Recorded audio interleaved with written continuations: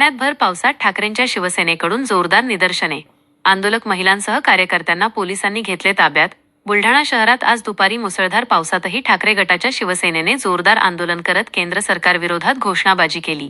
नीट पेपरफुटी प्रकरणात केंद्रीय शिक्षण मंत्र्यांनी तात्काळ राजीनामा द्यावा, तसेच दिल्लीतील आंदोलनादरम्यान विद्यार्थ्यांवर झालेल्या लाठीहल्ल्याचा निषेध करण्यासाठी हे आंदोलन करण्यात आले. जयस्तंभ चौक परिसरात जयश्री शेळके यांच्या नेतृत्वाखाली हे आंदोलन पार पडले.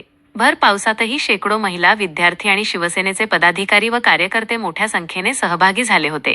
डफडे वाजवत केंद्र सरकारविरोधात जोरदार घोषणाबाजी करत आंदोलकांनी परिसर दणाणून सोडला.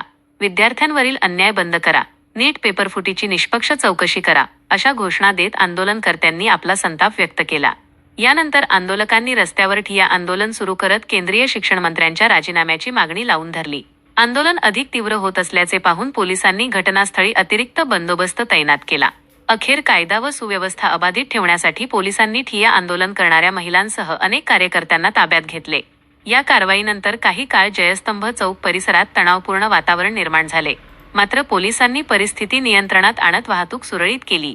नीट पेपरफुटी प्रकरण आणि विद्यार्थ्यांवरील कथित लाठीहल्ल्याविरोधात राज्यभर सुरू असलेल्या आंदोलनाच्या पार्श्वभूमीवर बुलढाण्यातील हे आंदोलन विशेष चर्चेचा विषय ठरले.